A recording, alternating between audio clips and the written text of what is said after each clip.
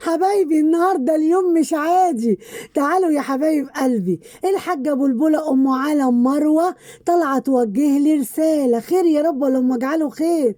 وطبعا صاصه ابو مصاصه يا حبايبي طالع ينتدبني ويشتمني، وهيفتح عليا قناه هو والبت حبيبي، وهيعمل لي قناه نقد عشان خاطر يشتمني براحته.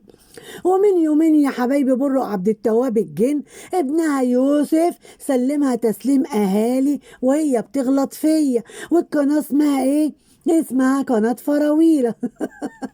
السلام عليكم ورحمة الله وبركاته حبايب قلب فراويلة. ازيكم حبايب قلب، عاملين ايه؟ وحشتوني كتير كتير. انا بشكر اخواتي وحبايبي اللي بيدعموني باللايك والاشتراك، يا رب يدومكم في حياتي نعمة. اخواتي وحبايب قلبي، هتتكلمي على ايه يا فراويلة؟ طبعا يا حبايبي معايا اول موضوع هتكلم فيه. طبعا كنت انا فاتحه يا حبايبي وعامله فيديو على الخناقه اللي كانت عالم مروه عاملاها هي والحاجه بلبله واخواتها على التيك توك. وقلت طبعا الحاجه بلبله قاعده لابسه نضاره اللحام وقاعده بس ترحب بالورد والقلوب وعماله بس ترحب بالهدايا اللي جايه لها. ايوه انا قلت الكلام ده امبارح طبعا برضو فاتحين يا حبايبي على التيك توك، وانا كنت معاهم طبعا في البث بتاعهم قاعدين طبعا. فالحاجه بلبله عايزه ما تطلعش على التيك توك تاني. طلعت طبعا سمسم قعدت تقول لها لا الناس بيحبوكي والناس عايزينك والناس بيشكروا فيكي. لما انا ما اطلعش عشان خاطر الناس بتقول ناس مين يا حاجه بلبله اللي بيقولوا؟ المهم طبعا النهارده يا حبايبي لقيناها فاتحه فيديو على اليوتيوب وطالعه طبعا توصل كلمتين كلمتين وتدينا يا حبايبي الموعظه ان احنا فلوسنا حرام، ان احنا بناخد فلوس حرام من النميمة ومن الكلام عن الناس وبنخوض في الاعراض وبنتكلم في الاعراض والشرف وبنجيب سيرة الناس بالباطل. لا يا حاجة بلبلة، الحاشا لله. المهم حبايبي اخر البث بتاعهم راحت طبعا هي بتلبس نظارة اللحام، راحت سمسم راحت قالت لها ايه يا ماما بتلبسي نظارة اللحام ليه يا ماما؟ مش هو ده برضو اللي بيتقال؟ طب يا حبايبي محدش قال على نضارة اللحام الا اختكم فراويلة. هو كله داخل ضرب ضرب مفيش شتيمة. طيب تعالي يا حاجه بلبله، انت دلوقتي عماله طالعه تدينا الموعظه على عيننا وعلى راسنا واحنا نتقبلها منك كأم وست كبيره. وانت قلتي انا هعتبرك من بناتي وده يزيدك شرف. بقول لك يا حاجه بلبله، اللهم لك الحمد اللهم لك الحمد. انا ما يشرفنيش ابقى من زي بناتك بتاكل في بعض، عشان ما تطلعيش تقعدي تهزقي في الناس وتغلطي في الناس. بناتك مين اللي طالعين ياكلوا ببعض وطالعين مشردين بعض وفاضحين بعض؟ انا ما يشرفنيش ان انا من سن بناتك ولا من دور بناتك، عشان انت بتقولي انت يزيدك شرف ان انت تبقي زي بناتي. لا لا لا لا لا، انا ما يشرفنيش ان انا ابقى زي بناتك خالص. بناتك اللي طالعين ياكلوا ببعض زي السمك على حياة عينك وانت مش عارفه تحزمي الامور ما بينهم، فانا ما يشرفنيش يا حاجه بلبله للاسف ان انا اقول لك حاجه زي كده. انت بتقولي فلوسك حرام وبتاخدي الفلوس من النميمه والغيبه. لما اخد فلوس وانا قاعده معززه مكرمه احسن ما اخد فلوس من داعمين يبعتولي وانا ما اعرفش مصدرها ايه. احسن ما اطلع اتسول على التيك توك واخد العمره واشحت العمره واشحت الهدايا من الداعمين وانا ما اعرفش مصدرها ايه. فيا ريت يا حاجه بلبله لما تتكلمي تبقي تخلي بالك من كلامك، ما تخليش الكلام يقع منك، عشان انت ست كبيره وما ينفعش ان احنا يبقى الند بالند ونرد عليكي بالاسلوب ده. بس للاسف المنصه دي احنا مش، انا عن نفسي مش هسكت لحد تاني، وانا اللي هيقول لي بما هقول له عليك ضربه الدم. انا مش هسكت لحد تاني علشان انتوا عمالين تجيبوا في سيرتنا والنقد بتاع حريقكم كلكم قوي، والكل عمال يهري قوي، والكل عامله له حرقان في المزلقان قوي. لا، انا اللي هيجيب سيرتي ما تزعلوش مني من اللي هيحصل ومن اللي هقوله. فيا حاجه بلبله حضرتك طالعه تديني النصيحه والطريحه. خير اللهم اجعله خير. طب يا حاجه بلبله، حضرتك وفري النصيحه لبناتك وادي النصيحه لبناتك. احنا دي قنوات نقد، احنا بننتقد محتوى اذا كان حلو اذا كان وحش، وللاسف الشديد جميع قنوات النقد اخواتي وحبايبي على عيني وعلى راسي، احنا مش شايفين اي حاجه للاسف حلوه ان احنا نقولها، ولا ان احنا انتوا مش مدينا فرصه نقول حاجه حلوه في حقكم، لان احنا بنجيب من قلب محتواكم. انت بتقول انا زي امك وغصب عني ابقى امك. انت يمكن حضرتك اكبر من امي سنا، بس طبعا على عيني وعلى راسي كل الامهات الكبيره، وانا قبل كده قلت مليون مره الامهات خط احمر. بس بدل ما تديني النصيحه يا حاجه بلبله، يا ريت النصيحه دي توفريها لبناتك. واحنا لما طلعنا اتكلمنا، اما كنت طالعه الجوله وبنتك هند بتقول لبنتك سمسم يا اللي جوزك كان مسجون واللي جوزك كان محبوس وكان متجوز عليكي، حضرتك ما دوستيش على الزرار وقفلتي المهزله وقفلتي قله الادب. فطالعه تدي مين نصيحه يا حاجه بلبله؟ النصيحه اديها لبناتك وانصحيها لبناتك. احنا قنوات نقد، احنا بنقول من قلب محتواكو، احنا ما بنجيبش حاجه ولا بنتبلى عليكم. حضرتك طالعه تعيدي وتزيدي وتكرري ان احنا بنقبض فلوس حرام وبناخد فلوس حرام. احنا ما بناخدش فلوس من داعمين، احنا ما بنستلطعش على داعمين. ابعتوا لي عمره وابعتوا لي كسوه وابعتوا لي فلوس وابعتوا لي. احنا ناس معززه مكرمه، قاعدين معززين مكرمين، ما بنمدش ايدينا في جيوب الداعمين، ولا بنتسول ولا بنتشحت على التيك توك لاي حد. فيا ريت لما تتكلمي وتقدمي نصيحه يا حاجه بلبله، يا ريت تقدميها باسلوب ارقى من كده واحسن من كده عشان نتقبل النصيحه بتاعت حضرتك، مش اقولك اكتر من كده. طبعا يا حبايبي من يومين كنت فاتحه بس على القناه اللي هي كنت عاملاها جديده لما القناه دي خدت مخالفات وكانت هتتقفل. قناه مشتركينها 560، يعني داخله في ال 600 لسه ما اتفعلتش. فعمالين نتكلم انا وحبايبي وعمالين طبعا نحكي ونتكلم على بر ومد دواهي وشرابات والكل، يعني بتكلم مع اخواتي ومع حبايبي. طبعا تاني طبعا وقعت تحت ضرس مين يا حبايبي؟ صاصة ابو مصاصة. وطالع يا حبايبي فاتح بس طويل عريض عليا، والبت بنته حبيبي اللي واكله جوزها في حرب 73 دي الحيزبونه ما تتوصاش في قله الادب والسفاله. طلع عليا يا حبايبي انت بتقولي على زهيه ومتغاظه على زهيه، انتوا محروقين من زهيه، ده زهيه دي ها مهلبيه مش زهيه. المهم يا حبايبي وعمال تغلط، انت واطيه، اصل انت بنت واطيه ولا ست واطيه؟ بالله عليك يا حاج مصطفى، يعني احنا مهما نوطى هنبقى اوطى من حضرتك؟ مستحيل، ده انت اوطى من الموس على الارض بالفضايح والجرس وقله الادب اللي انت عاملها. انا بكلمك اهو وبرد على كل كلمه انت قلتها. اصل احنا مش هنقعد لشويه رجاله يعني مكتوبين في البطاقه ان هم ذكر وهم لا يمصوا للرجوله، ان انتوا كل شويه تطلعوا علينا تقل ادبكم وتغلطوا واحنا نشد بلاستر على بقنا. احنا مش هنطلع نسمع عليكم، لا، ده احنا هنطلع نسمعكم اللي ودنكم تكره تسمعوا، واللي يسد قدام التاني بالادب وبالاحترام. انا برد على كل كلمه انت قلتها. انت بتقول عليا ست واتش وانا بقول لك انت اوطى من الموس على الارض، دي اول كلمه. طبعا حبايبي واحده اسمها مش عارفه ايه في الكومنتات كاتبه لها انتوا بتتكلموا على قناه فراويله، حتى قالت لها ما تذكريهاش هنا عشان ما تكبرش على حسنا، اوعي تذكريها هنا. حس مين يا ام حس يا معدومه الحس يا حيزبونه انت اللي جوزك مات في حرب 73 يا ستي يا قرشانه انت. حس ايه؟ حس يا بنت امسكي لك كتابه يا بنت اجري قومي فز يا بنت روحي امسكي لك كلمتين ولا روحي ذاكري ولا روحي تنيلي شوفي لك درس اجري بدل ما انت قاعده كده قرشانه. وهو طبعا قاعد عمال يا حبايبي انا هفتح قناه نقد وانا هسيبه اللي يسد قدامي، والله ما هتسد ولا ترد. انت بتعرف تتكلم يا حاج صاصه؟ انت بتعرف تتكلم؟ هتفتح قناه نقد تقعد تقلنا فيها؟ اما انت ما بتعرفش تتكلم كلمتين على بعض هتطلع ترازينا؟ ما تهدى على نفسك كده وقول هديت. ده بتقول تعالوا اختاروا معايا. ايوه انا قلت لاخواتي وحبايبي كده اختاروا معايا اسم قناه، بدل ما تبقى دي فراويله ودي فراويله، لا يبقى ديت يعني فراويله والتانيه اسم تاني، لعل وعسى القناه يعني ان شاء الله كده ربنا يكرمنا فيها، عشان لما دي تتقفل من شويه العلم اللمامه نلاقي التانيه. ايوه انا قلت كده، لا عيب ولا حرام. مالك انت مالك؟ دي بتيجي تتكلم على شرابات دي انضف منك ومن امك. اوبا اوبا، بتغلط في الماما بتاعتي يا قليل الادب.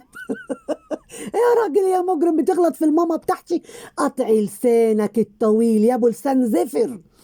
تغلط في امي ليه؟ امي عملت لك ايه؟ امي تعرف امي انت عشان طب احنا عرفنا امك وطلعتوها وبهدلتوها وجبت لها التهزيء من الشرق ومن الغرب ومن الشمال ومن الجنوب. انت تعرف امي عشان تغلط فيها؟ طب احنا لو طلعنا غلطنا في امك هيبقى من حقنا نغلط فيها، عشان انتوا اللي حطيتوها في الموقف ده، عشان الست طلعت يعني انتوا طلعتوها تخبص وطلعتوها خباصة وطلعتوها مع ده ضد ده وطلعتوها مع ده على ده، فتستاهل لو حد طلع غلط فيها لان اتشافت واتعرفت. لكن انا امي لا اتشافت ولا اتعرفت ولا حد يعرف حاجة عنها، تغلط فيها ليه؟ اللي يتقطع لسانك يا ابو ده اللي ما بتعرفش تتكلم كلمتين على بعض. ها، عيب اما تبقى راجل كبير ومش محترم لما تغلط في ست انت ما شفتهاش وتقول لي شرابات احسن من امك. لا مؤاخذه يا حبايبي، امك الست الوسخه، الله وسخ لسانك. انا ما شفتش اوسخ منكو، العيله القذره العيله الزفره على الدنيا كلها، مش اقول لك على المنصه، مش اقول لك على المنصه، الدنيا كلها انا ما شفتش اخوات بتاكل في بعض زي الكلاب البلدي كده زيكم. وطالع تقول انا ما اعرفش العيله ديت كله بيتكلم عليها ليه؟ عشان بتجيب لكم مشاهدات؟ لا، عشان فضايحكم كتير، عشان انتوا عيله مفضوحه. وانت بتقول انا ما اعرفش مين اللي هي العيله الوسخه دي اللي بيتكلموا عليها ليه؟ طب انت قلتها بلسانك اهو، انت طلعتها بلسانك وكلمه الحق طلعت وقلت عيله وسخه وعيله بتاكل في بعض. انتوا طالعين تخبط فيا ليه؟ طالع تشتم فيا ليه؟ تشتم في امي ليه؟ تعرف امي؟ ما تعرفهاش، تغلط فيها ليه؟ تقطع لسانك. انا ممكن اطلع اسمعك اللي ودنك تكره تسمعه، سامعني؟ بس انا برد المره دي رد حلو. المره الجايه والله والله لا اخليك تكره نفسك، سامعني؟ انت والست القرشانه اللي جوزها مات في 73 اللي قاعده في منتهى السفاله وقله بدل ما تربي قنوات النقد روح ربي حبايبي اللي مش قادر تربيها اللي قاعده جنبك في منتهى قله الادب والسفاله. طبعا واحده بتقول له انت بتنرفز نفسك ليه؟ انت مزعل نفسك ليه؟ دي عايزه تتضرب بالشبشب، شبشب على دماغك ودماغ اللي رباكي، عشان اللي رباكي راجل ناقص معرفش يربيكي، يا سفله يا واطيه يا قليله الادب. اي خدمه، يلا بقى. وهفتح قناة نجد وهسميها شرشوح اليوتيوب، ولا سميها العرة، سميها عرة اليوتيوب. سميها العرة المعرور، لا سميها والنبي شرشوبة اليوتيوب مش الشرشوح، سميها شرشوبة اليوتيوب، ما تسميها زي ما تسميها. وهقعد لكم 24 ساعة، أنا لا بغسل صحون ولا بغسل حاجة ولا بطبخ ولا بعمل حاجة، هقعد كده أردح لكم وانتوا بقى سدوا قدامي، لا نسدوا قدامك وقدام اللي يتشدد لك وقدام بلدك بحالها. ما تخافش، ما تشيلش هم الموضوع ده، الهم ده الموضوع ده تبقى مطمن من ناحيته. هنسد وهنسد، بس اللي ما يعيطش في الاخر، اللي ما يعيطش في الاخر. انتوا طالعين اي قناه نقد، انتوا مبهدلين القنوات وشاتمين القنوات. داخله طبعا واحده من المتابعين مش من القناه الكبيره، طبعا قصدها على مدام ريري القهراهم والفرساهم.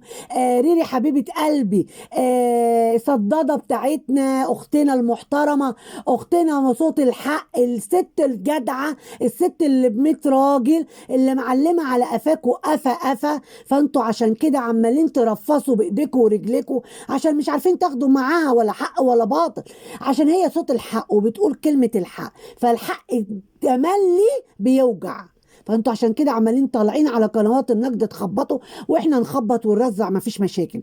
بعد كده احنا كنا الاول ما بنقفش قدام الرجاله، لا الست المحترمه ما بتقفش قدام راجل، بس انتوا مش رجاله، انتوا شويه شراشيح وانتوا اللي بتقولوا. انتوا شوية نسوان محشرة قاعدين بس كده تلموا مشاهدات وتلموا ده وتلموا ده. انتوا الرجالة محشرة، مش احنا اللي شوية نسوان طالعين نهري ونتكلم. ده انتوا اللي رجالة على ما تفرج. الرجالة ماتت في الحرب يا صاصة. اقسم بالله لما اعمل القناه لا هشلح لكم واقعد لكم بالسلب. انت يا راجل يا رجلي بره ورجلي جوه، انت يا راجل روح احجز لك تور بجري قبل ما التراب ما تغلى. اجري اجري اجري روح شوف لك تور بجري، روح نام لك في تور بجري اجري، بلا تشلح لنا وتقعد لنا بالسلب. جاتك 60 سلبه في عينك. اجري اجري اجري اجري هات لك حبه لب اقعد قصقص فيهم بدل ما تطلع لنا بالسلب. ما كفايه انت طالع بالجلابيه واحنا مش طايقين نشوف كلحتك، هتطلع بالسلب؟ اخصى عليك راجل كبير بس. يا عليك قليل الادب. نوتي نوتي. ده انا دخلت امبارح يا حبايبي، دخلت بس عند قناه ولقيتهم بيشتموها. انا مش هذكر يا حبايبي اسم القناه عشان انا ما فيش اي تواصل مع القناه ديت، فعشان ما اجيبش سيرتها فراح انا دخلت البث يا حبايبي وقعدت ولقيت كل القنوات واتقال لها كلام، وهي الست يعني ما تستاهلش الكلام ده خالص. طب وانت داخل يا محشر تحشر عند الحريم ليه؟ طيب ام الدواهي قلنا اختك وشرابات قلنا اخواتك، لما تخش تتحشر عندهم مفيش مشاكل. داخل عند قنوات النقد تتحشر ما بينهم ليه يا محشر؟ داخل للستات ليه؟ داخل تقرا الكومنتات وداخل تشوف الستات بيقولوا لبعض ايه؟ هو في راجل محترم بيخش يتحشر عند الحريم الا لما يبقى راجل محشر ومنسوين؟ ايه في ايه؟ لا ما انت هتغلط وهنغلط، واللي هيغلط فيا انا شخصيا قسما بالله ما هسكت له، اللي هسفلته وهخليه يكره نفسه عشان نبقى واضحين ونبقى صراحة كده مع بعض. وبدل بقى ما انت هتطلع بالسلب وهتطلع تقعد بقى وانت اصلا عمال تتحشر للحريم اللي بيتكلموا على الاخوات، واللي داخل نازلين بانر تخش تتحشر للي بيتكلم على شرابات واللي بتتكلم على مدواي، وطالع طبعا انت من غيظك منهم فانت هتطلع بالسلب. لا اكرم لك واحسن لك يطلع لك باسدال شيك وحلو وقيم كده، بدل ما تطلع بالسلب لا البس اسدال اشيك من السلب، عشان السلب مش هيليق عليك لكن الاسدال هيبقى لايق عليك، بما انك بقى داخل مع الحريم ومتحشر مع الحريم فتستاهل اللي انت تسمعه. بس يا حبايبي وانا والله العظيم انا طالعه لاخواتي وحبايبي، فانا بقول لكم انا ببقى قاعده داخله في البثات. والله انا يوم ما اتكلمت على الخناقه بتاعتهم على التيك توك بتاع علم مروه فانا طلعت انتقدت في منتهى الاحترام والادب، فلقيت اخواتي كاتبين لي على الواتس الحياه فراويله ام علم مروه طالعه بتخبط وبتديكي نصيحه، وشوفي اخر البث بتقول على نضاره اللحام اللي انت ذكرتيها.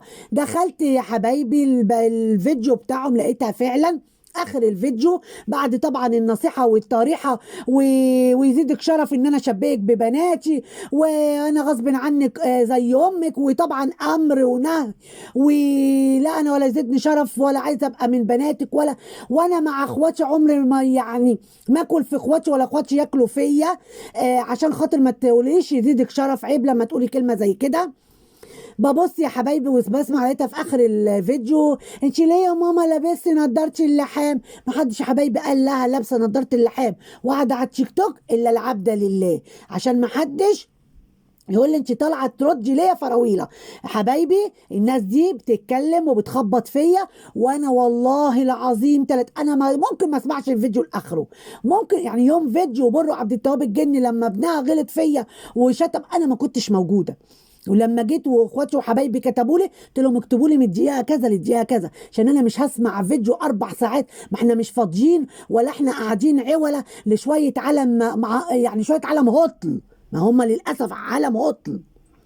فانا بجيب الخلاصه، فلما حد بيكتب لي كتر خير اخواتي وحبايبي طبعا اللي بينصحوني وبيكتبوا لي، فانا بضطر اخش اشوف فبلاقي صح التخبيط فيا، انا بنتقد محتواكم. ايه بقى هو النميمه والفلوس الحرام؟ يا اختي اسم الله احنا فلوسنا حرام ليه؟ المدعمين بيصرفوا علينا وبيطلعونا عمره وبياكلونا وبيشربونا. بس يا حبايب قلبي، فانا بتكلم على كده. ليه فلوسنا حرام؟ ليه؟ حنان بتبعت لي الورد وبتبعت لي القلوب. حنان ربنا يجعلك حنه من الجنه.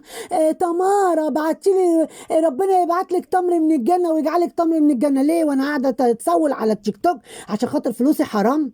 ما تتكلموا عدل يا جماعه، واقعدوا معوج واتكلموا عدل، عشان انتوا ناس كبيره. انتوا ناس كبيره، وما تجيبوش لنفسكم الاهانه، وما تجيبوش لنفسكم الغلط، عشان انتوا ناس كبيره. احنا بنقول الحريم الكبيره خط احمر، امهاتنا خط احمر، بس احنا ما حدش يطلع يغلط فينا، ما حدش يطلع.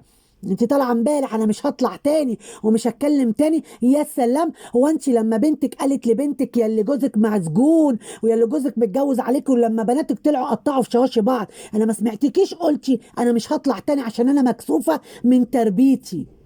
طالعه مكسوفه ومش هتطلعي تاني عشان قناه النقد طالعه تتكلم عليك؟ لو النبي بجد يا خلاصي، خلاصي على الجمال والحلاوه. حبايب قلبي، لو عجبكم الفيديو، طبعا معلش يا حبايبي انا طلعت النهارده بس انا رديت على اللي بيجيبوا سيرتي، واي حد هيجيب سيرتي حبايبي انا سامحوني، انا مش هسكت، ولا هعمل حساب لرجاله ولا هعمل حساب لحريم عشان خاطر قليل الادب هياخد فوق دماغه. انا مش هطلع اسمي على حد، محدش يطلع يقول لي امك وابوكي وانا هطلع اسمي عليه. هطلع ارد بنفس الاسلوب وفي نفس قله الادب وفي نفس مستوى القذاره اللي هو فيه او اللي هي فيه. فسامحوني يا حبايب قلبي. انا مش هسكت لحد تاني. ولو عجبكم الفيديو لايك واشتراك، والسلام عليكم ورحمة الله وبركاته.